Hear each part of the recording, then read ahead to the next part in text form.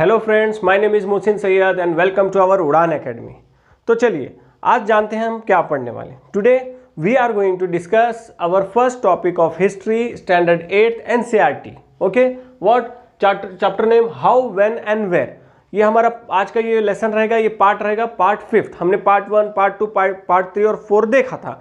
सो आज हम क्या पढ़ने वाले और कैसे पढ़ने वाले। Let me first introduce you that, tell you that कि हम जो पढ़ रहे हैं आज का topic today that we are going to discuss part 5, ये बहुत ही आसान होगा और बहुत ही छोटा होगा। कंसेप्चुअल इसका जो मीनिंग होगा बहुत आसान और क्विक, इसको हम याद कर सकेंगे, रिमाइंड कर सकेंगे और क्या कर सकेंगे और स्टडी डिस्कस ओवरव्यूज हम जानेंगे। ठीक है, so let's start and crack.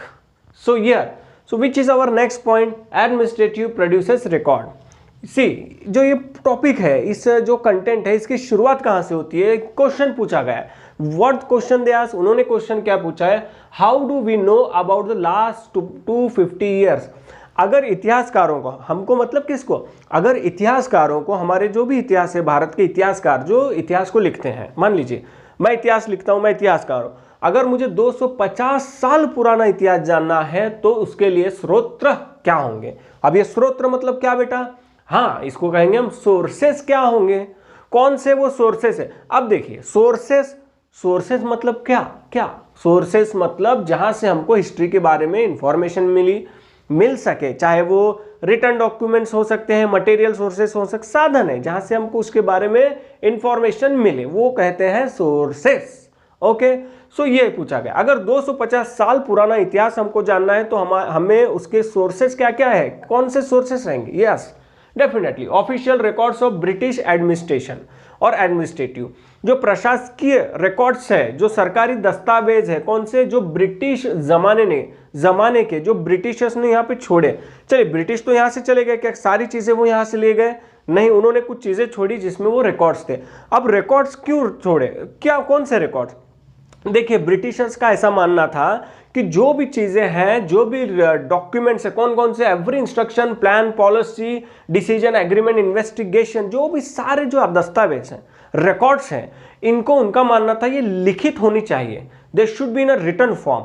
सो उन्होंने क्या किया, इन सारी चीजों पर एक फोकस दिया। कौन सा फोकस बेटा यहाँ पे देखो, रिटन फॉर्म, यहां पे दिख रहा है रिटन फॉर्म, मतलब उन्होंने क्या फोकस किया कि सारी चीजें लिखना और लिख कर रखना जरूरी है। अब क्यों जरूरी मानते थे वो, आगे देखेंगे। All important documents and letter were carefully preserve किए जाते थे, संभाल के रखे जाते थे।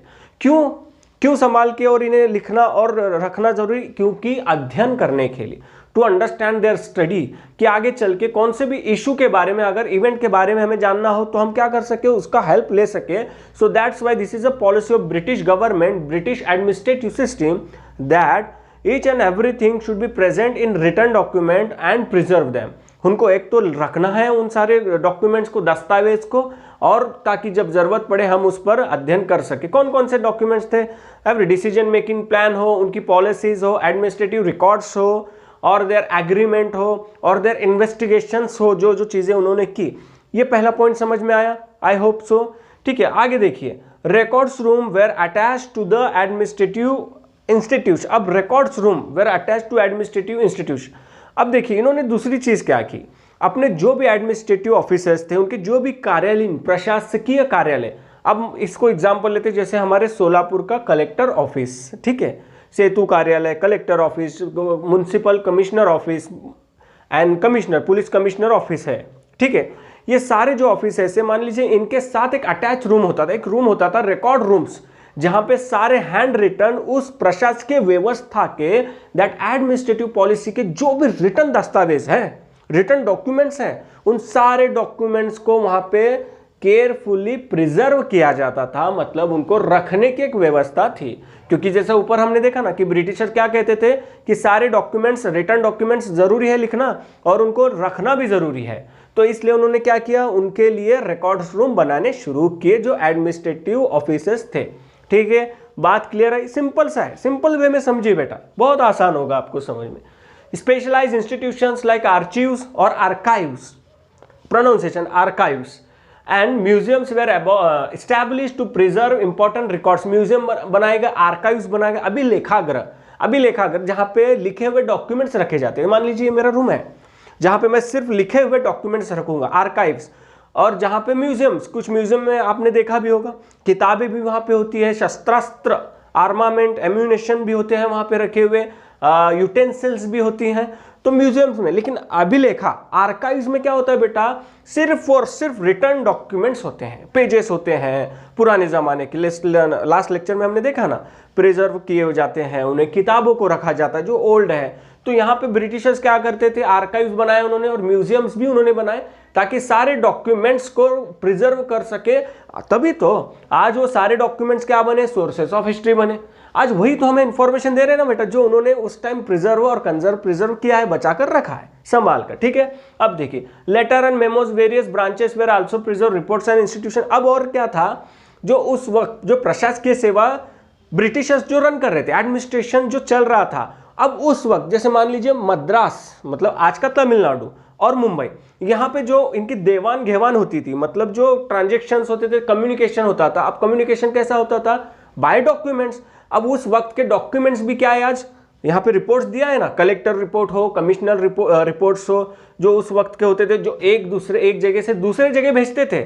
आज वो सारी भी चीजें, डॉक्यूमेंट्स क्या है बेटा, यह सोर्स ऑफ इंफॉर्मेशन हमारे लिए है। ठीक है, रिपोर्ट एंड इंस्ट्रक्शन, जो भी इंस्ट्रक्शंस वो देते थे, रिपोर्ट बनाते थे, कलेक्टर ने रिपोर्ट बने। जैसे आज रिपोर्ट बने, मान लीजिए सोलापुर के कलेक्टर ने कोरोना प्रतिबंधक नियम, है ना, रूल्स एंड रेगुलेशन, कि आपको 8 बजे के बाद निकलना नहीं है, एक्ट ऑफ 144, जो भी एक रिपोर्ट बने कलेक्टर ने। ठीक है, आज ये रिपोर्ट 100 साल बाद क्या होगी, हाँ 2020-21 में कोरोना आया था, and see the things are here. तो वो पेज क्या होगा, वो एक इंस्ट्रक्शन या रिपोर्ट क्या होगा, एक सोर्स ऑफ इंफॉर्मेशन होगा, एक सोर्स ऑफ इंफॉर्मेशन होगा। ठीक है, हम सोर्सेस ऑफ हिस्ट्री बात कर रहे हैं, तो ये बात क्लियर है। तो उस वक्त मद्रास हो, बंगाल हो, जो प्रोविजन होते थे, सेक्रेटरियल ऑफिसेस होते थे, जहां एक दूसरे को रिपोर्ट करते थे या कम्युनिकेशन करते थे, डॉक्यूमेंट्स भेजते थे, वो भी बचाए गए, क्योंकि आज that all are become sources of history. Yes, very good. Then these documents were carefully copied out and beautifully written by calligraphist. Now अभी calligraphist क्या है, देखिए बेटा, हो सकता है थोड़ा सा प्रोनाउंसिएशन आगे पीछे हो।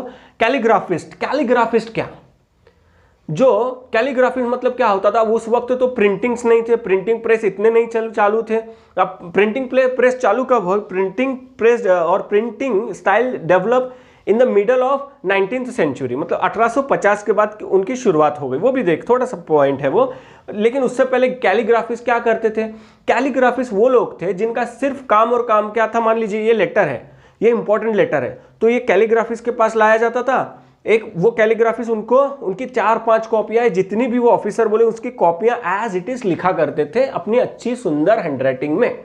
ठीक है, तो मान लीजिए आज जेरोक्स मशीन है, हम जेरोक्स लाने के लिए जाते हैं किसी डॉक्यूमेंट्स का, तो मान लीजिए वो जेरोक्स मशीन को हटाइए और वहां पे कैलीग्राफिस्ट लाइए, तो उनका काम कैलीग्राफिस्ट का वो होता था, जो अपने हाथों से सुंदर सुंदर अक्षरों में उस वक्त के बेटा जो भी इंपॉर्टेंट डॉक्यूमेंट्स होते थे उनको वो एज इट इज कॉपी करते थे, लिखते थे। ठीक है, अब लास्ट यहां तक ठीक है, ओवर है, ये पॉइंट समझ में आया आपको। अब इसके बाद में जो लास्ट लाइन है कि क्या कहती है लास्ट लाइन, कि in middle of 19th century the printing started. Printing मतलब छपाई खाने की शुरुआत, छपाई यंत्र की शुरुआत हो गई, और जब इसकी शुरुआत हो गई तो क्या होगा, यस, कई सारी कॉपीज निकलने लगी, बनने लगी। ठीक है, चलिए आज हमने ये सीखा हमारा इस हिस्ट्री का टॉपिक, लेसन नंबर 1 पार्ट 4 का। आई होप सो सभी को ये चीज़ आज समझ में आई होगी। इन बेस्ट वे हमने इसको जानने की कोशिश करी है। ठीक है, अगर आपको ये लेक्चर अच्छा लगा, आसान लगा, चीज़ें समझ में आई, तो लाइक कीजिएगा, सब्सक्राइब कीजिएगा, वरना नो प्रॉब्लम। ओके, एक मंत्र है, मंत्र देता हूं एक, जब तक फोड़ेंगे नहीं तब तक छोड़ेंगे नहीं। कॉन्फिडेंस के साथ दोहराइए, जब तक फोड़ेंगे नहीं तब तक छोड़ेंगे नहीं। चीज़ों को समझना है हमको, बी कॉन्फिडेंट। एंड चलिए फिर आज हम यहीं रुकते हैं। अपने परिवार का ख्याल रखें, सावधान रहे। ठीक है, take care of yourself, your family. Thank you very much, have a nice day, bye bye.